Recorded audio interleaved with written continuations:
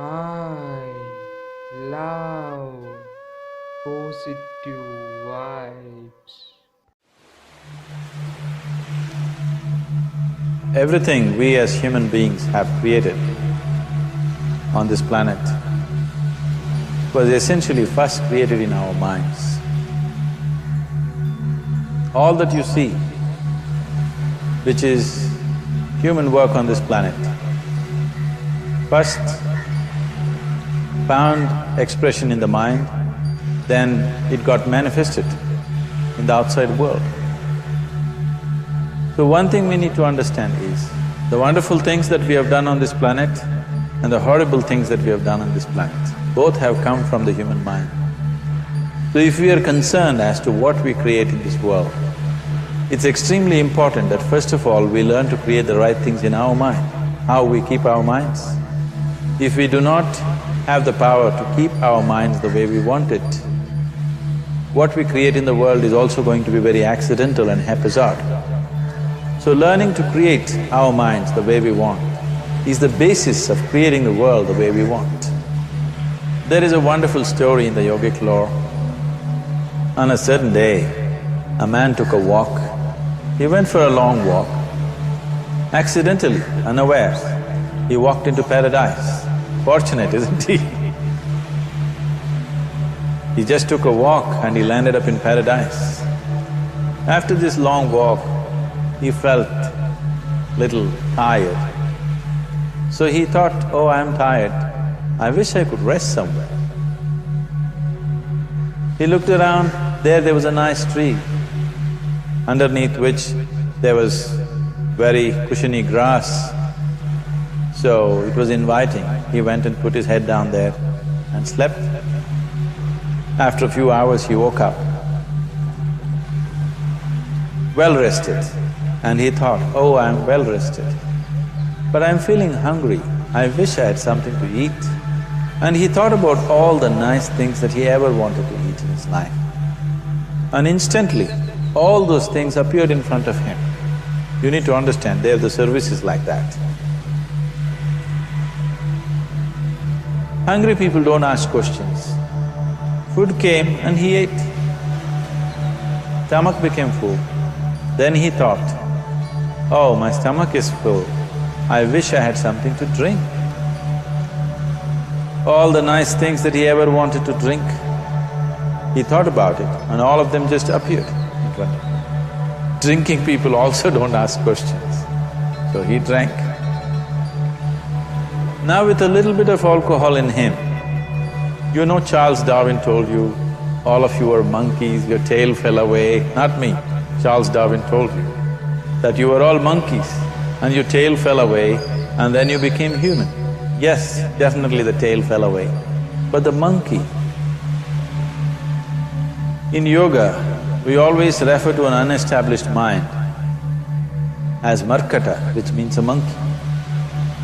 Why we are referring to the mind as a monkey is, what are the qualities of a monkey? One thing about a monkey is, it's unnecessary movement. And another thing about the monkey is, if I say you're monkeying somebody, what does it mean? Imitation.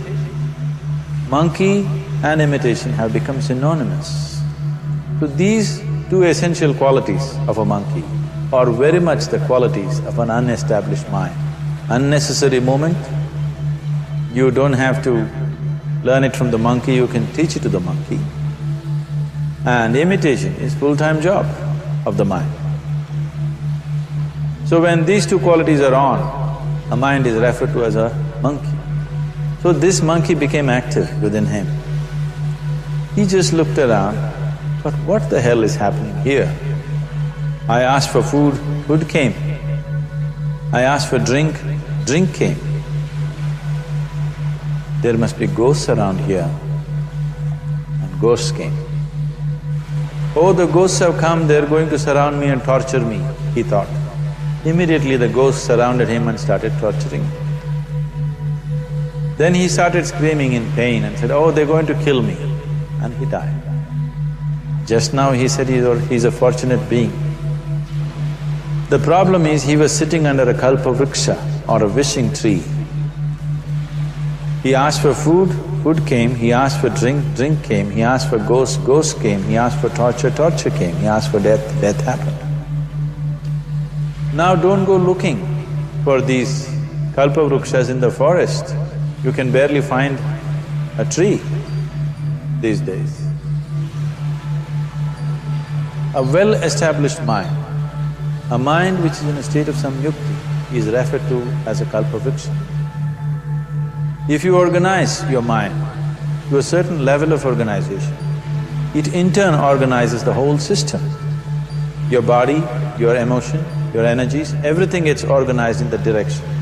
Once all these four dimensions of you, your physical body, your mind, your emotion and the fundamental life energies are organized in one direction. Once you are like this, anything that you wish happens without even lifting a little finger actually.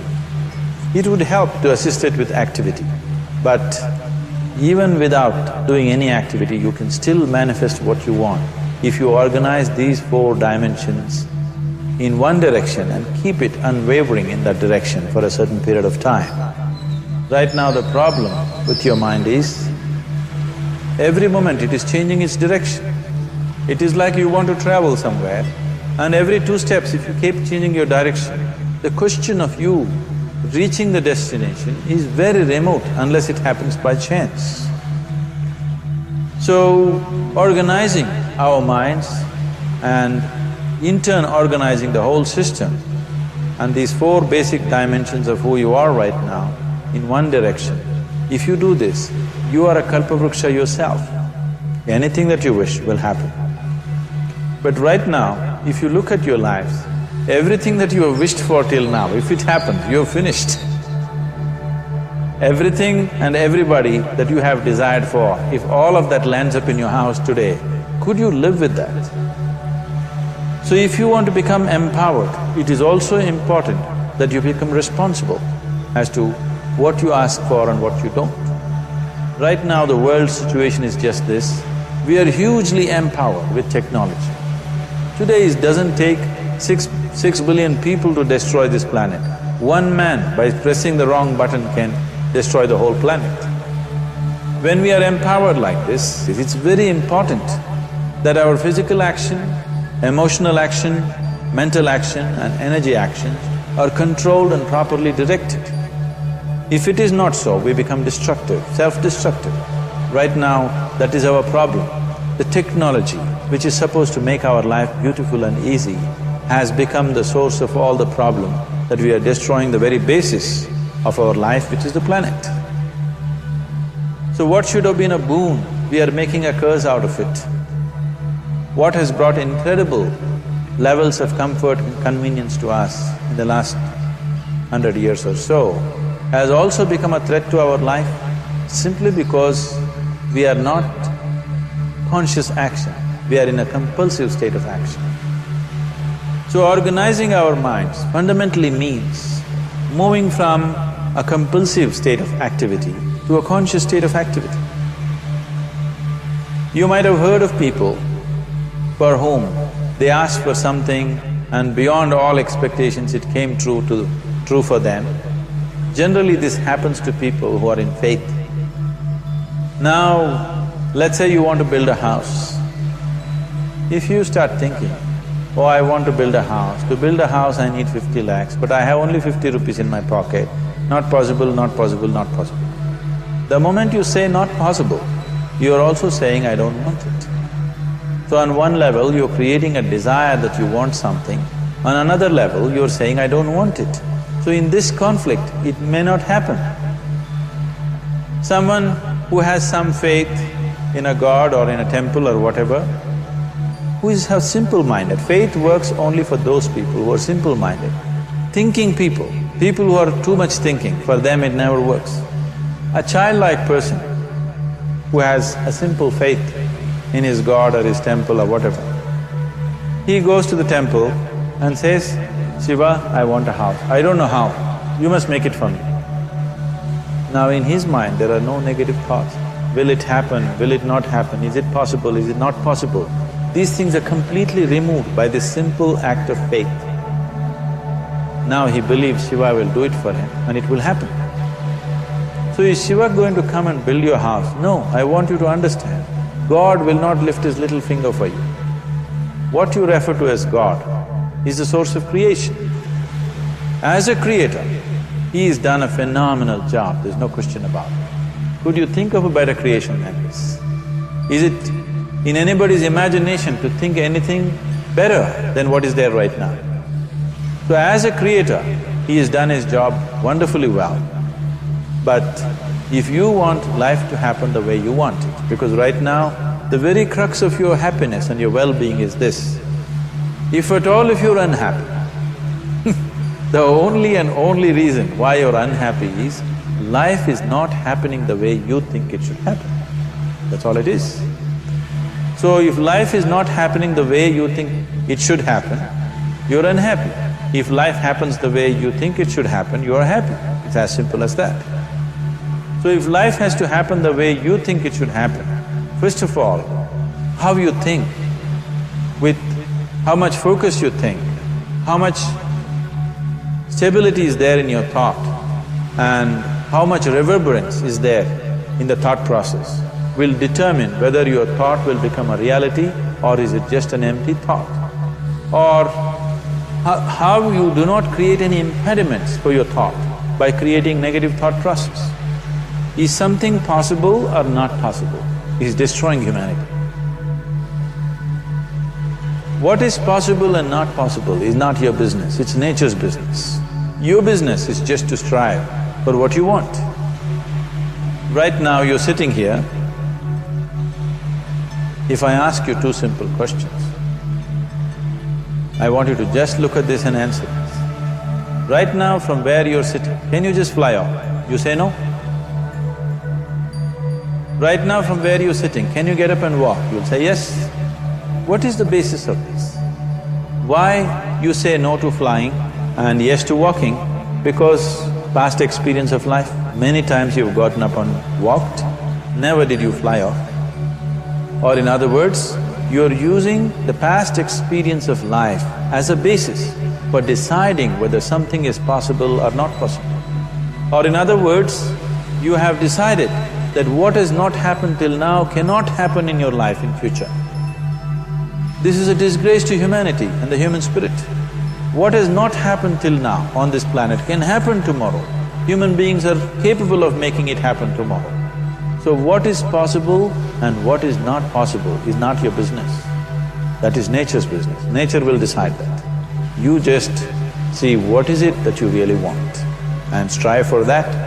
And if your thought is created in a powerful way, without any negativity, without any negative thoughts bringing down the intensity of the thought process, it will definitely manifest.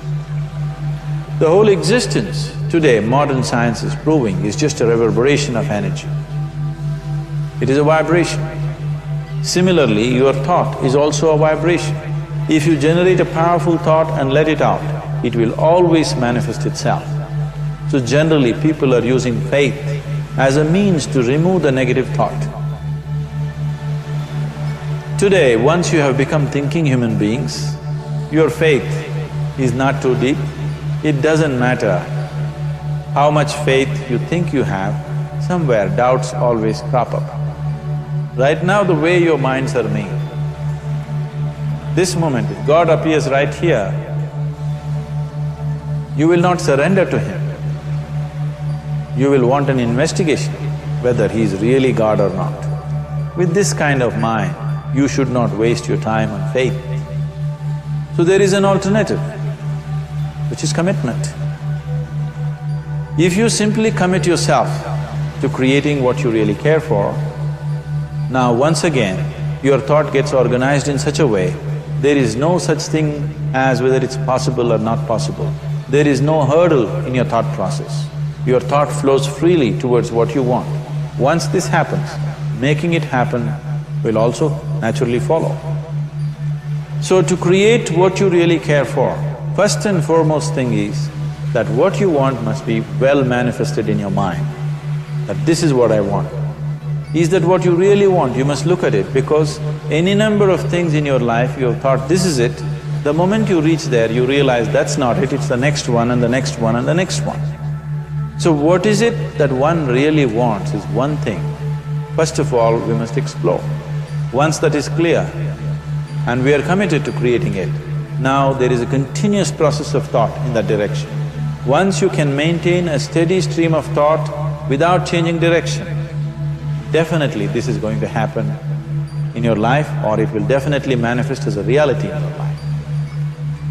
So, either you make this human form into a kalpa vriksha, or you make it into one big mess, which is happening all over. One reason why we have not created the kind of world that all of us would want to live in is, too many people are busy looking up. Too many people are interested in other planets. They're not interested in this planet. For every aspect of their life, they're checking out with other planets. And further, too many people are in service of heaven. They're not on service of this earth. I think right now we need people who are in service of this earth, not heaven. I believe if heaven is closer to divine than where we are, if that is so, I believe they're little more organized than us, they don't need help from us. This has been a major problem on the planet. Anything that is valuable for a human being, anything that is good, the highest aspects of human life have unfortunately been exported to heaven. For example, if you say love, people say God is love. We do not know whether God is loving or not. Human beings are capable of love. It is very, very important that people understand human beings are capable of love, human beings are capable of compassion, human beings are capable of joy and blissfulness.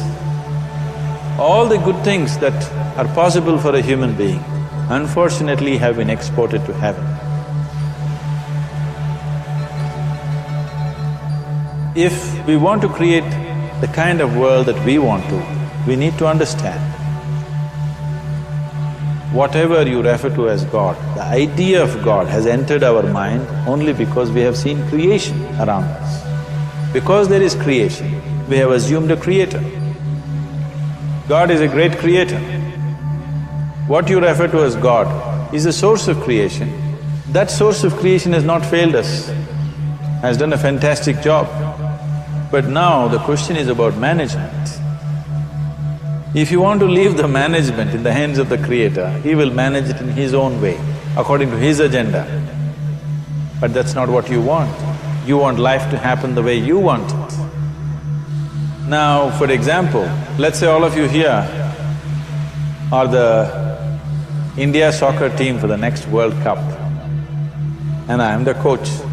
So these next 4 years, everything that you need to know about football is taught to you. Everything that I know about football is poured into you in so many ways. Now, the time to play the match has come. You're on the field and the ball comes near your foot, but you look at me, then it's no good. You've seen those coaches sitting there and boiling, nothing happens. Because now, once you're on the field, it's your job. So this is the same thing. The Creator has done a fantastic job. Now you're here. It is for you and me to see how to manage this, how we want it, how to keep this world, how… in what condition would all of us enjoy it best is something that we have to look at.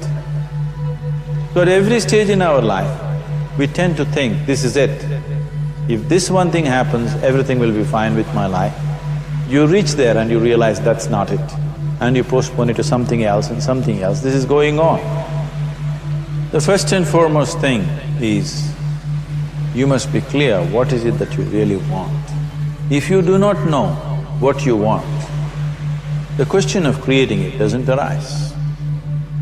If you look at what you really want, what every human being wants is, he wants to live joyfully, he wants to live peacefully. In terms of his relationships, he wants it to be loving and affectionate.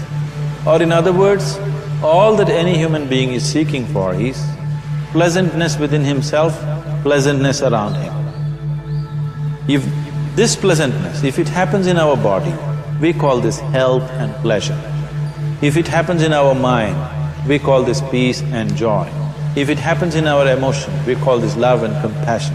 If it happens in our energy, we call this blissfulness and ecstasy. This is all that a human being is looking for.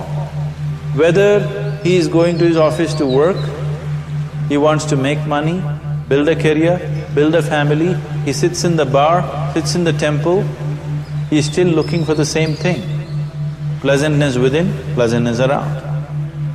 If this is what we want to create, I think it's time we addressed it directly and commit ourselves to creating it. So you want to create yourself as a peaceful human being, joyful human being, loving human being, a pleasant human being on all levels. And do you also want a world like this? A peaceful world, a loving world, a joyful world? No, I want greenery, I want food. When we say a joyful world, that means everything that you want has happened. So this is all that you're looking for. So all that you need to do is commit yourself to creating it, to create a peaceful, joyful and loving world, both for yourself and everybody around you. Every day in the morning, if you start your day with this simple thought in your mind, that today, wherever I go, I will create a peaceful, loving and joyful world. If you fall down 100 times in the day, what does it matter? For a committed man, there is no such thing as failure. If you fall down 100 times, 100 lessons to be learnt. If you commit yourself like this to creating what you really care for, now your mind gets organized. Once your mind gets organized, the way you think is the way you feel, your emotion will get organized. Once your thought and emotion is organized, your energies will get organized in the same direction. Once your thought, emotion and energies are organized, your very body will get organized. Once all these four are organized in one direction, your ability to create and manifest what you want is phenomenal. You are the creator in many ways.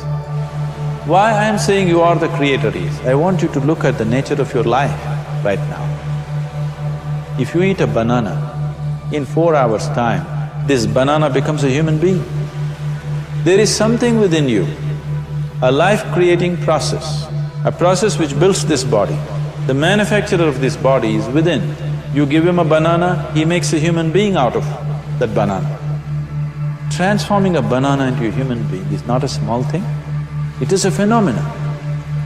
It is just that this phenomena is happening within you unconsciously. If you could only consciously manifest this, making a banana into a human being, you are the creator. You are nothing less than that. As the theory of evolution goes, to make a monkey into a human being, it took millions of years. Over an afternoon, you can make a banana into a human being or whatever else, a piece of bread that you eat, into a human being. So, the very source of creation is functioning within you. If you organize these four dimensions of mind, emotion, body and energy in one direction, the source of creation is with you. You are the creator, what you want to create will happen to you effortlessly. Once you're organized like this, now you are not a mess, you are a kalpa vriksha. You have the power to create what you want.